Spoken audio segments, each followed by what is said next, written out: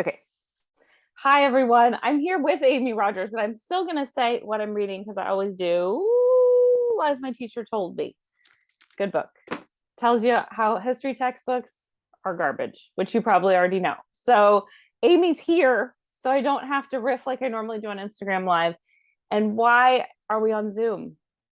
Well, because I'm temporarily blocked on Instagram Live. So we're here on Zoom, and I'm thrilled to have Amy here as my 49th person, my 49th guest to read her Where I'm From poem. And it's specifically meaningful to me because Amy was the person I was in the breakout room with when I was first introduced to this poem and these prompts.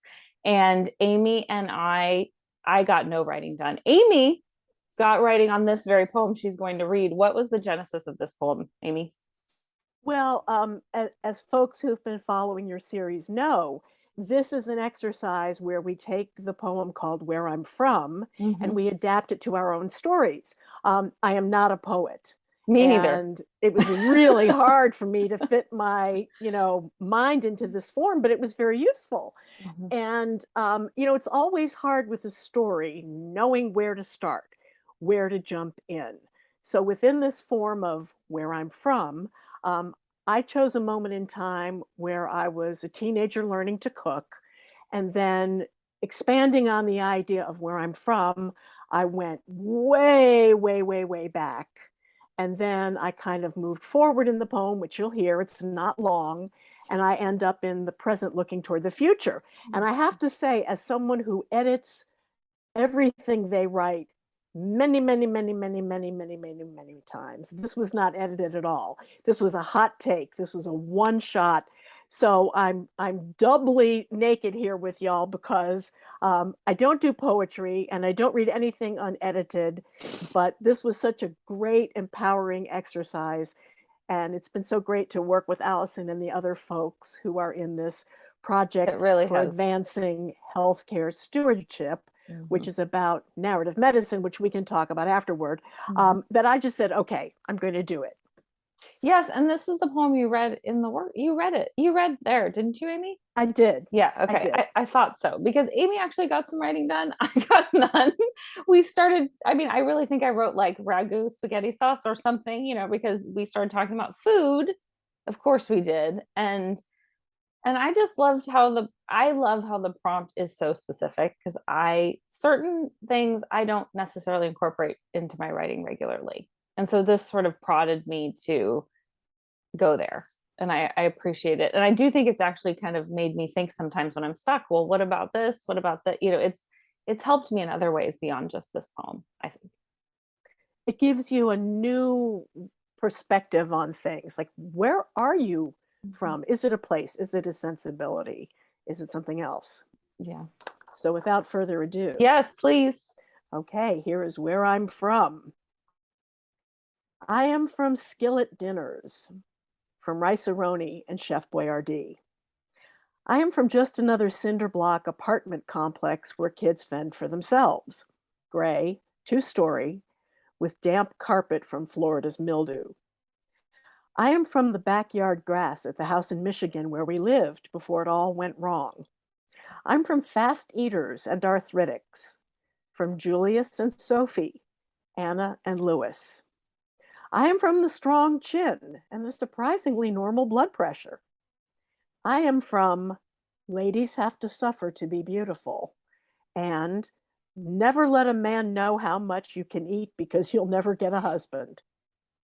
I'm from 8 Nights of Hanukkah and wax strips you can never remove. I am from Russia and more recently revealed the Middle East. I am from smoked fish and beet borscht. From the time my mother ate the Passover dinner, even though it made her sick, because it mattered more that she soothed her own mother's hurt feelings. I am from my brother's low sodium heart failure diet. I'm the last one who cares to keep up with all the musty recipes and photos, but when anyone wants to reminisce, it's me they have to come to. I didn't get to clap last time I heard it. So Thank yay. you. I, I I brought show and tell. Here's the recipe box. I have Okay. I love those. We have one from my husband's grandmother. And it really does transport me to being with her, almost like nothing else does, because Yeah. it's the handwriting and the drops of food on the recipes, and the recipes themselves, which are just like relics of the past, you know. Uh-huh. I'm sure you have some in there. So much Jello in this case. Oh, So Jello is back, much baby. Jello. Jello is back. If anyone loves Jello or just wants to watch something really crazy, follow a social media page called Show Me Your Aspics. No aspects. Aspics. It's wild. I know what those are because my mother has a story about tomato aspic growing up, and That's why I say everything is a food story. yeah, and I know you were already oriented that way, and I am not as much, but when you said the thing about not being showing someone how much you eat because you'd never find a man, I have always eaten a lot. And for me, that was like a thing. Like if some guy commented on it, I was like, okay, this isn't going to work. It was an admonition, you know, it Yeah, was okay, like, for sure. you know, the idea that I could like eat so much that it would become a financial hardship Oh, to that's any funny. man who might have me as a wife. Okay, so it wasn't keeping trim. It was a financial issue. You know, probably some of both. Because I felt like mine specifically from not my mother, but other people was about like, come on now. You always want to eat less. You want to be you want to be smaller. Well, now Like see, with an immigrant family situation coming from Eastern Europe, mm-hmm. coming from the pogroms that preceded the Holocaust, thinness was never a desire. Bountifulness and plenty was the desire. Mm-hmm. But also, you know, don't eat a man out of house and home. Isn't it interesting how thinness changes over time depending on the Yes. perspective and the wealth situation? Oh, Um, yeah. yeah. I Oh, yeah. remember when I first sort of started contemplating that, I think in my teens, my late teens, and it did sort of take the heat off of thinness. Like, well, this is what it is today, because of circumstances, but it's not some kind of like objective beauty. It's something we have. Oh, yeah. We could do a whole show on that, couldn't we? What, so many shows, so many, and and I think the thing that's the most frustrating, obviously, it's the shrinking yourself that bothers me, but it's also sucking the joy out of food, which is such an essential joy and a Right. shared joy. Yes. And to take that out of it, that's the I know so many women who don't enjoy food, and what a bummer. To oversimplify. One of life's great pleasures. Yeah. Right. Mm-hmm. And so what was usually we talk about what your experience was writing this poem, and it's special because I was with you, and I said I said somewhere we knew each other because of different things, because of Facebook groups, but I don't know if we'd ever been in a room together. No, in the Zoom years, we'd been interacting a lot through Yeah. the Venn diagram of our different interests, but we did get pitched into our own little private room to chat. So that was fun. And now we're pals. Yes, and I sort of felt like I had won the lottery. I was like, "Oh, I'm with Amy," like I'm with the person that I know and I've wanted to talk to. I Because felt the when you same break way. out, you're like, I don't know, I'm sure it'll be fine whoever I'm with. But I was like, oh yeah, I'm with Amy, and then we started Me chatting, too. Me and too. and I just loved it. I loved talk. It was so interesting to be in a breakout room with someone and also be encouraged to write, because those two things don't really work for me. It's new for me too. This is all completely different. Yeah. You know, I'm not a person who functions well as a writer in groups. I'm a very solitary writer. I don't like music. I don't write in coffee shops. I got to have it quiet. I got to be in the cave. If there are any distractions, nothing gets done. So, you know, this has been during the pandemic a time of trying new things. And it's been very surprising, because a lot of things have shifted. Some of them are pretty uncomfortable. Some of them are kind of interesting. Not sure where it's all going to land.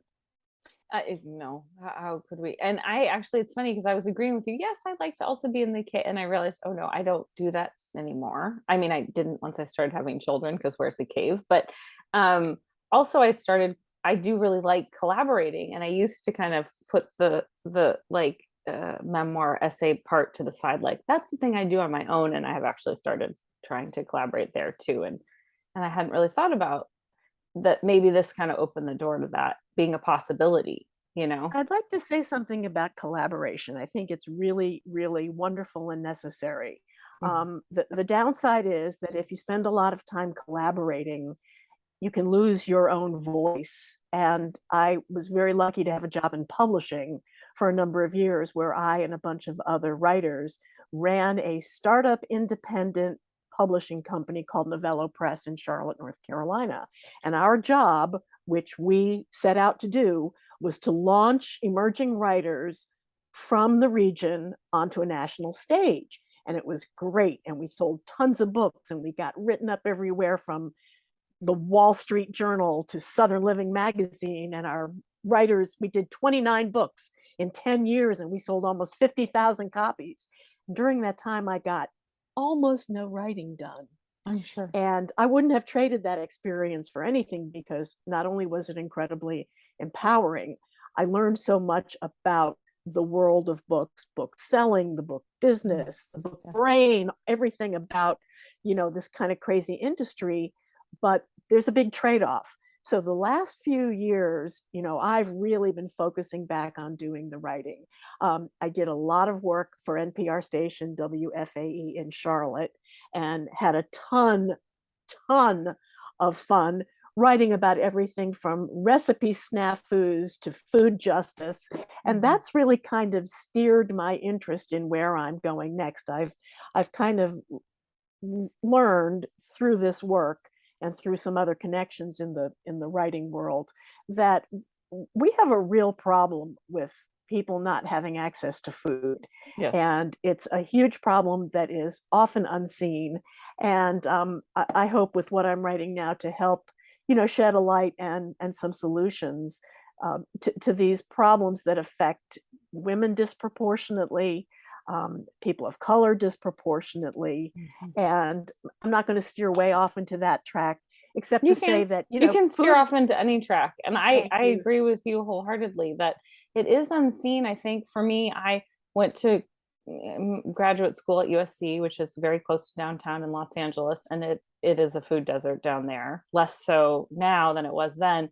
And I remember being struck when I went to the grocery store to get an apple that there were not many apples. Meanwhile, the store near me had like all the choices and the organic and the 5, 7, 10 varieties. And the produce section is minimal and overpriced. And I think like so many things, once you have the experience, it kind of sticks with you. And it's different than reading about it or hearing about it. Like, and seeing who this grocery store served and seeing that the grocery store didn't serve them. Right. And it's so great when people think that food writers write about restaurants and have these kind of Right. very lofty Right. lives where we go Hmm. to wine Right. tastings and cocktail parties. And, there Uh-huh. is that aspect for some of us. Hmm. But I'm really glad that I've gravitated more toward the storytelling aspect about the people who are working in food and working in the realm of food justice. One of my very favorite people to follow, and everyone should follow her on social media, is an agricultural lawyer named Jillian Hishaw, Hishaw. And she works with people who are at risk of losing their farmland, specifically Black farmers who have suffered tremendous hardships and injustices that are institutional and go all the way back, Yeah. Yeah. all the way back. Yeah. And now, after having spent generations investing in their family farm businesses, are in danger of losing them Mm. through some of the same practices that they've been fighting all along, Yeah. and some new conditions as well. So she is a tremendous person to follow. If you just Google her name, Jillian with a J, Mhm. Haishaw, um, Okay. and follow her on social media. She is involved in all sorts of food justice, land saving, really remarkable work in these communities that don't always get the often don't get Mm. the resources and the justice they deserve. So I'm glad to give her a shout out. And there's Yeah. so many food stories. I mean, of course, I Mhm. love to go to a nice restaurant, and I love to have a nice cocktail. Mhm. But the great thing about food writing is that you can really look at just about anything through a lens of food, whether it's cultural or political Mhm. or geographical or geological. I had this moment. I was I was on air, and all of a sudden we were talking about salt. Like salt is millions of years old, and I had this like epiphany, and I said, if you're eating a tomato with salt, you're eating something that's a week old with something that's a million years old. And I just knocked myself out with that realization because it was so geeky and fun, you know? And like the whole Yeah. food science thing is wildly interesting. The whole food safety issue is wildly disturbing. So there's Mhm. lots of points of entry into Mhm. writing about food, and I'm really grateful to have the opportunities to do it. Yeah, I just for my little listening to these poems, and there's part of the prompt is something you ate. It's so interesting how that is an insight into their, like, you do get a sense of where they might be from, literally, physically, and what their background is, and where certain people with similar demographics have overlap, and then some of us have no overlap. And I just, because I feel like we ate more of the same foods back then because there weren't as many choices. um but still it's more the recipes, those feel very regional and Well, cultural. unless you lived in a large city, which I had the good luck to do. Then My you had mom more was from New choices for York. sure. My dad and his family were from Chicago and Detroit. So like I didn't know until I was 40 years old that 8-year-old people did not generally know how to debone a smoked whitefish because I did, and I didn't Yeah. know that we weren't supposed to like all these icky things like herring and cream sauce with onions. Y'all, it's fish and milk. Curdled milk, and I like so Is you there can learn a anything you lot. don't like, Amy? Are there foods you don't like, or you can eat anything? I'm pretty omnivorous. Left to Mm-hmm. my own devices, I'm a vegetarian, which I Mm-hmm. discovered during the pandemic. I only Mm-hmm. eat meat when other people feed it to me. Mm-hmm. It's Um, hard to turn it down. I was a vegetarian for years, over a decade. right, but you don't have to be like a culinarian to really love and appreciate food. I am not a chef. I mean, yeah. I appreciate, a bowl of chicken soup as much, okay, more than like, a fancy meal in a restaurant. And it's not about the exclusivity of it necessarily. Sometimes it's just about the inclusivity. It's about the For me, potluck. I almost always would prefer a home cooked meal with Uh-huh. love. Like somebody having me into their home and cooking something that is meaningful to them leaves more of a mark on my soul than some fancy meal. Because So when I do writing workshops, people, oh, I want to write about food. Okay. So, I talk Mhm. about all the places you can plug in, whether it's, memory or, a political stand you have, or just something humorous or fiction. I mean, if you start reading with an eye for food, pretty much anything worth reading has food at some point because people need to eat. It's like even in The Walking Dead, it's all about finding food. Mhm. Yes. And so you are writing a memoir about food and food justice. So is it also braiding your own experiences? Because it's a memoir, I'm assuming it is. Like, how far along are you? Where are you at? How do you feel about it?